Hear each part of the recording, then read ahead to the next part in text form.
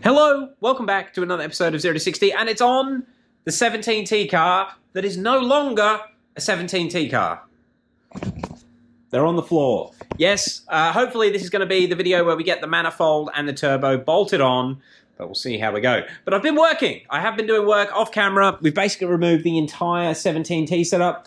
Got the pods, the 2-inch silicon inlets, VRSF downpipes. That's my modified charge... Is it charge pipe? Yeah, modified charge pipe. And then the OG 17Ts. And they look a bit rusty. Yeah, they are rusty, but I mean, they're cast iron. But yeah, definitely not made like the Flomaxes. But I've got to say, I had a quick look yesterday when I pulled them off. The turbos, that is. There's actually no more shaft play in them than when they were new. They really haven't aged. This one's a bit oily. I did have an oil filter housing leak. Oh, yeah. That one looks like it may have some blade damage. Maybe. But all in all, pretty damn good. Very happy with those. I haven't had a chance to go back and check, but I know I would have put the speedo cluster or the odometer in the first drive video of the 17Ts, so I'll be able to work it out. But I think they've done somewhere between 15 and 20,000 kilometers. So they've had a good run. I don't smoke. A little bit of exhaust rattle, a little bit of wastegate rattle on startup, but you don't really notice it once you got the car running. Yeah, I've got to say, I had a really good run with them. Am I going to miss them? Not at all. Not at all. They are such a small turbo compared to the Flomaxes. And yeah, I can't wait to feel the power band that I get from the G35 1050. And speaking of that, let's have a look at what we've got to try and get done today. So, actually, another little bit of maintenance that I want to clear up. I keep referring to this kit as Adam's kit or N54 Developments kit. It's really a JMC tuning kit. So when I was originally talking to Adam, he didn't have a business model or anything made up, and I've been talking to Adam for 2 years now. And yeah, he used to refer to it as... X5 alarm's going off. He used to refer to it as... Why is the X5 alarm going off? Sorry, he used to refer to it as the N54 Developments, and sometimes I'll call it Adam's Kit, sometimes I'll call it N54, and sometimes I'll call it JMC. Sorry about that, the proper name is JMC Tuning. I will put a link to his website down below. But yeah, with this very in-depth kit, he does provide an instruction manual, and I've gone over the instruction manual a couple of times today, and I've realised I'm going to have a bit of an issue. With the wastegates. So I bought Turbo Smart wastegates. Adam had originally set this kit up for the tile wastegates. And this little banjo fitting on the side, I'm going to need to get one of them because, as you can see here, the rear bank wastegate copy directions of the fittings. Basically, he tells you how to position all the wastegate lines so that you've got clearance in the manifold. I cannot stress enough, on a right-hand drive, you have no room on this side of the engine. And yeah, because of the fittings that the Turbo Smarts come with, I'm going to have to get some banjo fittings, which I don't have here.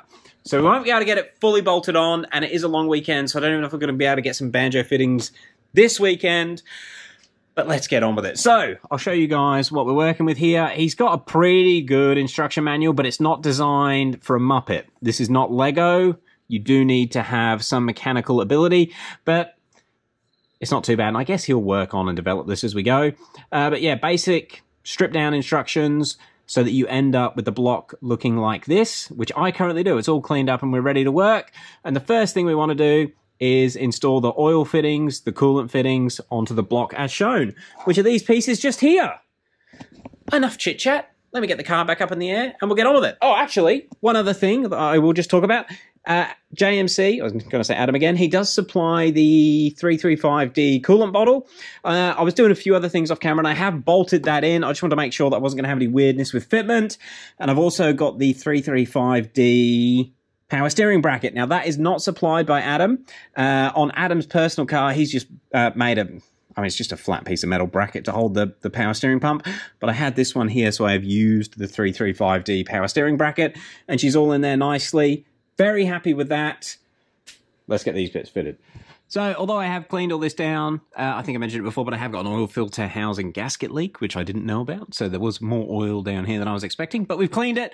All the surfaces are ready. And basically what we're going to do, we're going to install a block off into the rear turbo oil drain, or the original one. We're going to block off that coolant inlet or outlet.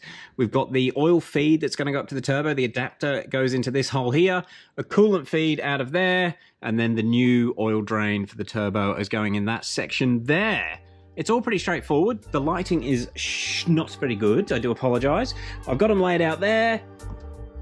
I think that's it. This is simple. I'm going to get on with it.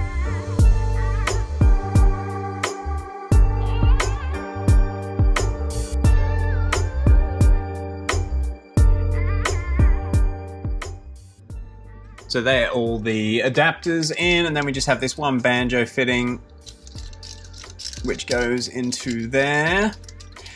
And that is, I think it's coolant return, maybe it's coolant feed, I'm not sure. But with this one in, it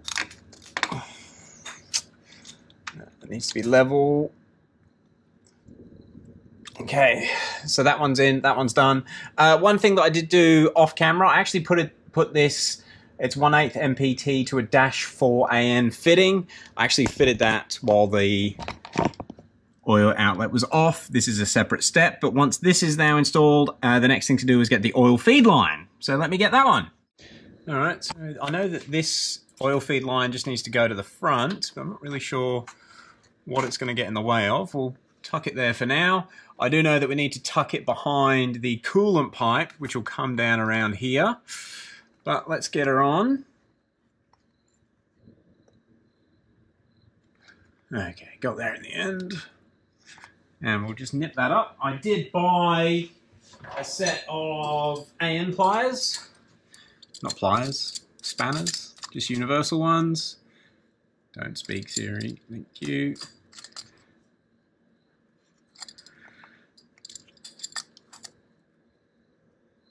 And that is definitely tight enough to hold oil pressure. Now I think, according to the instructions, the next thing is the coolant pipe.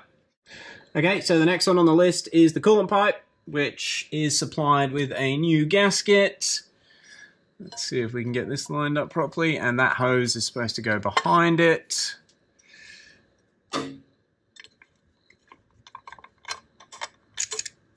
Okay, now that hose doesn't want to go behind it. So I'll just bring it up a bit.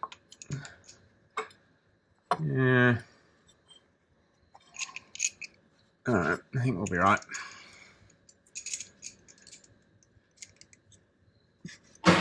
Bugger. I knew I was going to drop one. And this one. Oh, yeah. If you get the coolant pipe in the straight position, there's plenty of room for that hose.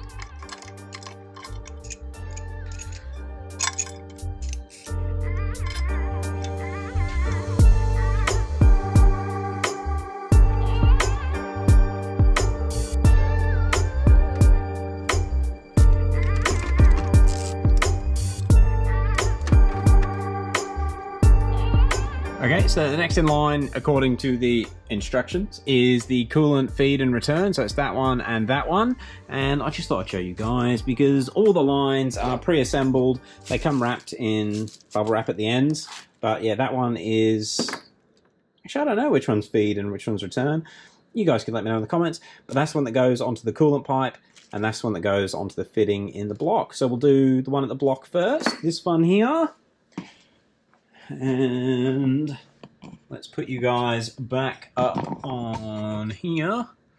I think you can see, and we will feed that up into the abyss.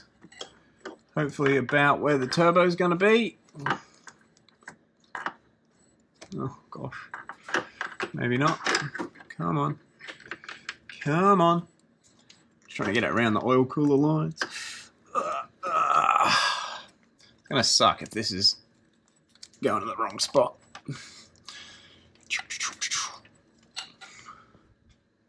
Too short.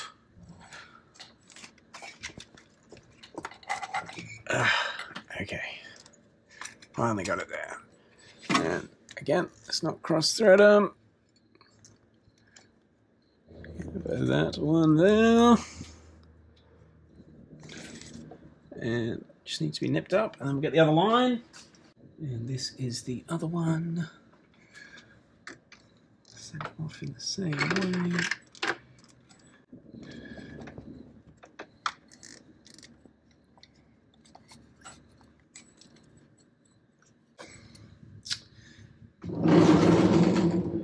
Come on. Don't cross thread now. And I think I'll just push them over closer to the block will be helpful.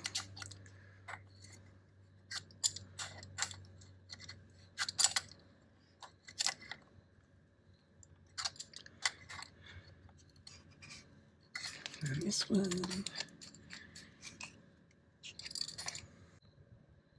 Cool. Alright. You guys probably didn't see that very well. The joys of trying to film yourself.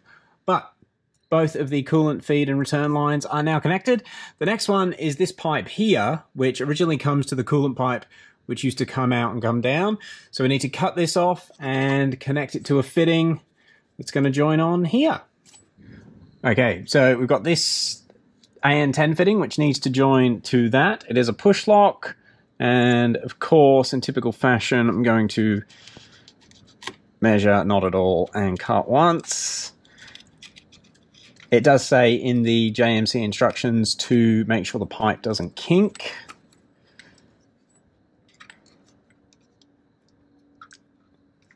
And I'm hoping that's the right length. But it looks like pretty stressed at that angle. Okay. Okay.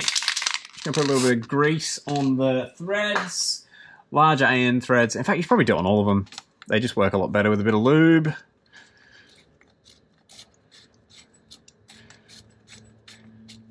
In fact, that's probably why I was having trouble with the oil one before. I didn't lube it.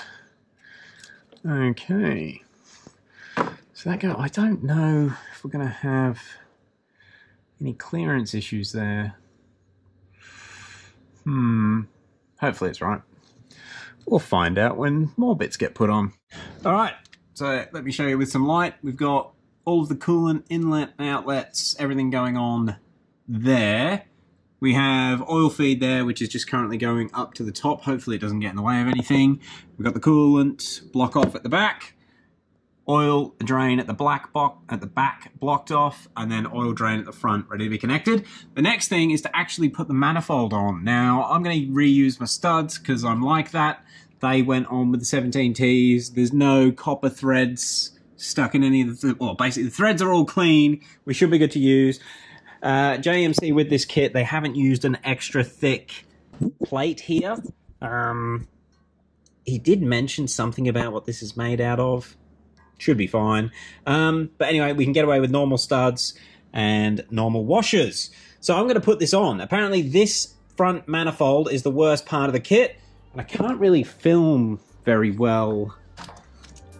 I'll try and time-lapse it, but I'll probably get away in the way of the camera. We'll see how we go.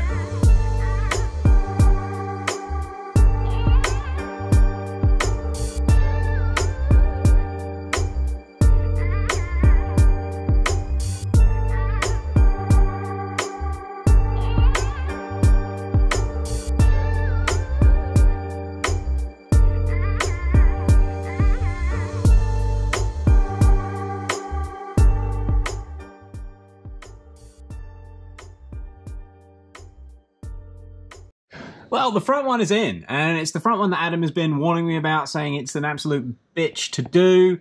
I did it with an 11mm normal spanner and a swivel head ratchet with a Torx T50. And I've got to say, wasn't too bad, Adam. In fact, I'd say that was easier than the 4G63 timing belt that I did a couple of days ago. Yeah, that is the front one on. Now, it's the rear one. If anyone's going to do it, it is just a matter of... Basically, you've just got to keep going around and around and around and around, tightening them and tightening to make sure it pulls down evenly and seats all the gaskets.